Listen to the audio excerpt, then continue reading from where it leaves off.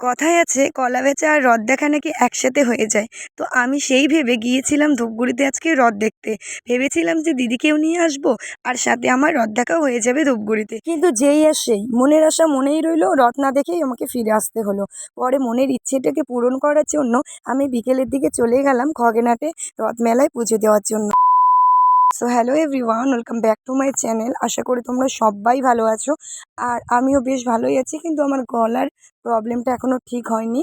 তো কয়েকদিন থেকে গলার প্রবলেমটা একটু বেশি হচ্ছে আর কি, কথা বলতে একটু অসুবিধা হচ্ছে, তাই আমার ব্লগটা পোস্ট করতেও দুদিন লেট হয়ে গেল। তার কারণ আমাকে হচ্ছে ভয়েসটা পরে অ্যাড করতে হয়, তো তোমরা একটু অ্যাডজাস্ট করে নিও। তো আমি এখন আছি ধূপগুড়িতে, দিদিরা এসছে, তো দিদিদেরকে নিতে এসেছি আর এখন আমরা অপেক্ষা করে বসে আছি যে ধূপগুড়িতে রথ কখন বেরোবে। আমার একটুও মনে ছিল না যে সামনের বছর ধূপগুড়িতে রথ বিকেলের দিকে বেরিয়েছিল, কারণ সামনের বছর আমি টিউশনে এসেছিলাম, তো টিউশন থেকেই রথ দেখেছিলাম, আমার একটুও মনে ছিল না। তো আর কি, ওখানে 1-1.5 ঘন্টা 2 ঘন্টার মতো অপেক্ষা করতে হবে জন্য আমরা এখন বাড়ি চলে যাচ্ছি কোনো উপায় না পেয়ে, কারণ দিদিরা আমার আগে এসেই অনেকক্ষণ থেকে ওয়েট করছে আমার জন্য। তো এখন দেখছি যে আরও অনেকক্ষণ সময় লাগবে, তো ভাবলাম যে না, বাড়িই চলে যাই, কিছু আর করার নেই, যেতেই হবে, এখানে আর কতক্ষণই বা বসে থাকি।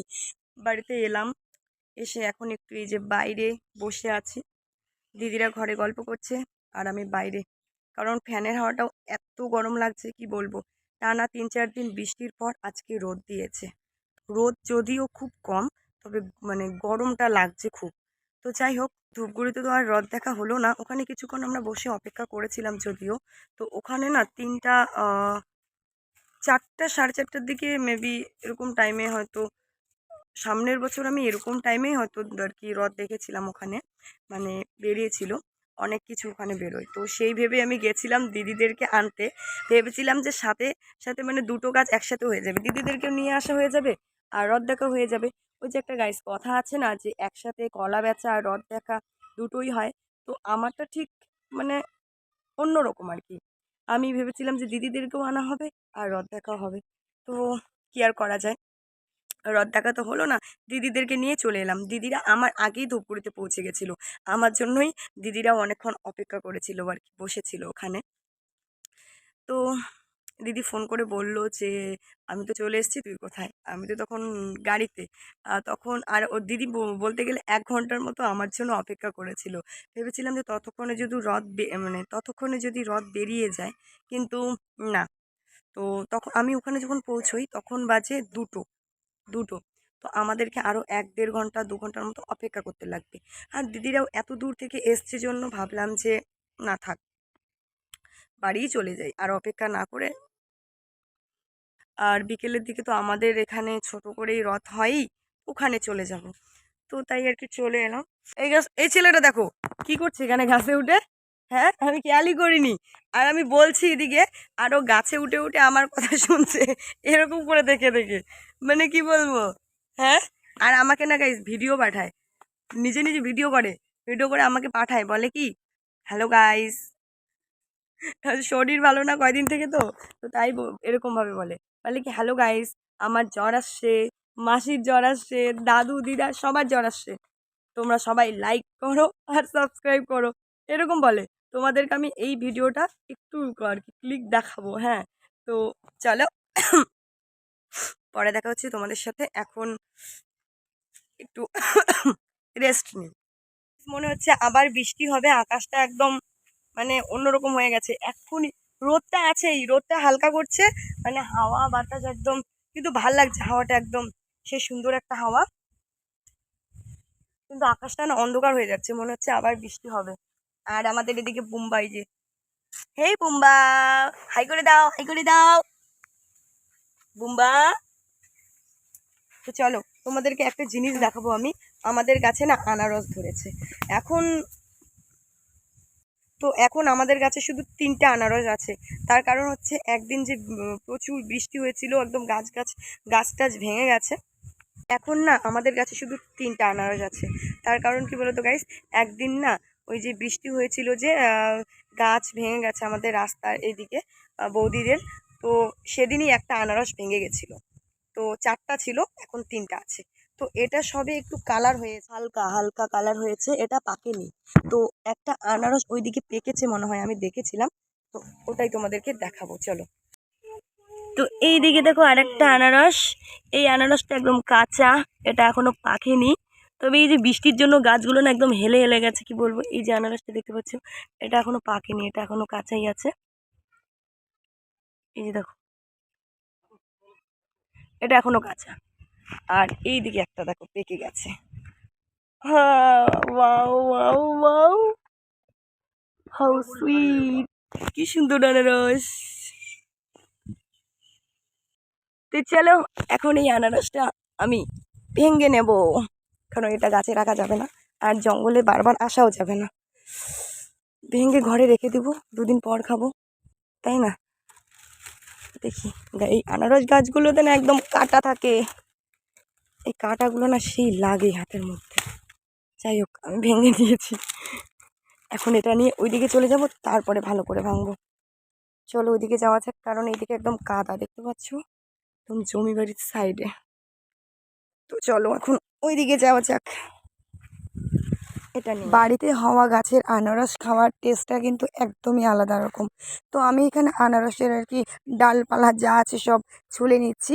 তো ছুলতে পারছি না জন্য বাবা আসছিল, তো বাবাকে বললাম যে বাবা ছুলে দাও। তো এটা, তো বাবা আর কি ওটা ছুলে বলতে কি ভেঙে দিচ্ছে আর কি, কারণ এগুলোর মধ্যে না প্রচণ্ড কাঁটা থাকে, মানে পাতাগুলো একদম কাটা কাটা, হাতের মধ্যে লেগে যায়। তো আমি তো পারলাম না, বাবার দ্বারা ইয়ে করে নিলাম, বাবাও পাচ্ছিল না, তারপরে আর কি কেচি দিয়ে কাটলো, কাঁচি দিয়ে।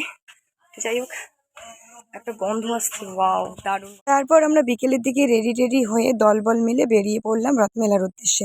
দেখতেই পাচ্ছ পিছনে কত বড় দল একটা। তো এই জায়গাটা আমার ভীষণ ভাল লাগে, আমি এই জায়গায় অনেক কটা ভিডিও করেছি হেঁটে যাওয়ার। চারপাশে জমি আর মাঝখানে রাস্তা, আর বিকেলের দিকে এরকম জায়গা আর সকালের দিকে বেশ ভালো লাগে। তো এইদিকে দেখতে পাচ্ছ বাচ্চা কাচ্চারা হাই হ্যালো করছে, এরা অনেকক্ষণ থেকে বলছে যে ভিডিও করছো আমাদেরকে নিচ্ছ না কেন। তো আমি বললাম ঠিক আছে নিয়ে নিচ্ছি, তোদেরকে চাপ নিস না। তো তারপরে আর কি ওদেরকেও নিলাম। তো এখানে বাচ্চা কাচ্চারা ওরা কি কি বলছিল অনেক কথা, তো তোমাদেরকে আমি সেগুলো শোনাতে পারছিলাম না, কারণ কথার থেকে হাসাহাসিটাই বেশি চলছে। অ্যান্ড ফাইনালি আমরা চলে এলাম আমাদের খগেনহাটের রথমেলা দেখতে। তো এখানকার রথ কিন্তু বেশি বড় হয় না, রথমেলাটাও বেশি বড় না, আর বাজারের মধ্যেই হয়। তো যা হয় ভালোই হয়। এখান থেকে একটু দূরে আর আমাদের ওদিক থেকে একটু কাছে হরির মোড় বলে একটা জায়গা আছে, ওখানেও এরম ছোট্ট করে রথমেলা হয়। তো সামনের বছর তো তোমাদেরকে দেখিয়েছিলাম, এবছর আর দেখানো হলো না। তো তারপর এদিকে আমি ঠাকুরের জন্য যা যা লাগে সব কিছু এখানে নিয়ে নিলাম, পুজো দিতে আর কি যা যা লাগে ওরা দাদা কাকুরে রেডি করে রেখে দিয়েছে। তো আমি এসব নিয়ে চলে এলাম এখানে পুজো দেওয়ার জন্য। তো সবাই দাঁড়িয়ে দাঁড়িয়ে পুজো দিচ্ছে, আশীর্বাদ নিচ্ছে। তো আমিও অনেকক্ষণ দাঁড়িয়েছিলাম, কারণ দাঁড়িয়ে থাকতে তো হবেই পুজো দেওয়ার জন্য, যেহেতু সবাই কষ্ট করে দাঁড়িয়ে আছে। আমি তো আগে আগে গিয়ে আর কি পুজোটা দিতে পারি না, তাই না? সবাই কষ্ট করেই দাঁড়িয়ে আছে। তো তারই অপেক্ষা করছিলাম যে সামনের জনেদের দেওয়া হয়ে গেলে আমি দেবো। ভগবানের মন্দির যেমন ছোট হোক আর বড় হোক, ভগবান ভগবানই হয়, তেমনি এখানেও কিন্তু আমাদের ঠাকুরের রথটা ছোট হোক আর বড় হোক, ঠাকুর কিন্তু একই, আলাদা না। তাই তোমরা কেউ রথ ছোট দেখে বা মেলা সেরকম নেই দেখে ব্লগটা কেউ এড়িয়ে যেও না। অ্যাকচুয়ালি আমি ভিডিও করি তোমাদেরকে ভালো ভালো কন্টেন্ট দেওয়ার জন্য, ভালো কিছু হলে সেটা তোমাদের সামনে তুলে ধরার জন্য, নিজে কি করছি না করছি সেগুলো শেয়ার করার জন্য। আর তোমরা যেহেতু আমার ফ্যামিলি, তাই আমি আশা করি তোমরা আমার প্রত্যেকটা ভিডিওই দেখো। যদিও আমি তোমাদেরকে সবসময় ভালো ভালো কন্টেন্ট দিতে না পারি, কিন্তু সত্যি বলছি গাইস, আমি চেষ্টা করি তোমাদেরকে ভালো ভালো কন্টেন্ট দেওয়ার। তাই আমি ডেইলি ডেইলি ব্লগও করি না, কারণ ডেইলি ডেইলি ব্লগ করলে আমার নিজের ব্লগ দেখে নিজেরই বোরিং লাগে। বাড়িতে কিছুই তো করি না, তো তোমাদেরকে কী বার শেয়ার করব বলো। ডেইলি ডেইলি একই জিনিস দেখাতেও ভাল লাগে না, আর কোনোখানে ঘুরতেও যেতে পারি না, তো ব্লগও সেরকম করে দেওয়া হয় না। কি আর করব, কি করব আমি নিজেই বুঝে উঠতে পারছি না। একবার ভাবি যে না, ভিডিও বানাই ছেড়ে দেব, কারণ ডেইলি ডেইলি ব্লগ না করলে এদিকে সব কিছু ডাউন হয়ে যায়। আর ডেইলি ডেইলি আমি করব তো কি করব, ডেইলি ডেইলি আমি কীটাই বা করব, তো সেটাও হয় না। আগে সবাই মিলে ভিডিও শিডিও বানাতাম, এখন তো সেটাও হয় না। কি আর করা যায় বলো তো গাইস, ভেবে ভেবে আমার জীবনটাই শেষ। তোমরা কি চাও বলো, আমি কি ব্লগ করব নাকি ছেড়ে দেব? বলো, তোমাদের মতামত আমি জানতে চাই। তোমাদের কি ব্লগ ভালো লাগে নাকি লাগে না? প্লিজ একটু কমেন্ট করে বলো। যদি ভালো লাগে আমি সত্যিই ব্লগ করব। যদি বেশিরভাগ কমেন্ট আসে যে ভালো লাগে না, তাহলে আমি সত্যি বলছি গাইস, আমি ভিডিও বানা ছেড়ে দেবো। এখন তোমাদের কাছে সব, তোমরা কি চাও বলো। তো গাইস, অনেক কথা হলো তোমাদের সাথে।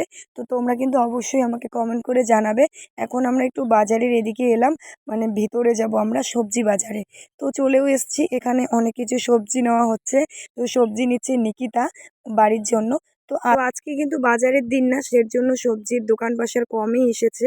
তো কিবার বসে মানে বাজার আমি তাও জানি না। তো তারপর আমরা চলে এলাম খেতে, কারণ বাড়িও তো যেতে হবে, সন্ধ্যাও হয়ে গেছে। তো আমি কি খাবো ভেবে পাচ্ছিলাম না, কারণ আমার অনেক খাওয়া দাওয়ার বাঁচা-কোচা আছে। তো তারপর আমি ফাইনাল করে ফেললাম যে না, আমি আজকে ঘুগনি খাবো। তো এখানে ঘুগনি নিয়ে নিয়েছি। তো এখন ঘুগনি খেয়ে আমরা সোজা চলে যাব বাড়ি। তো গাইস, চলো আজকের জন্য ব্লগটা এখানেই, দেখা হবে নেক্সট ব্লগে খুব তাড়াতাড়ি। সবাই ভালো থেকো, সুস্থ থেকো, টাটা।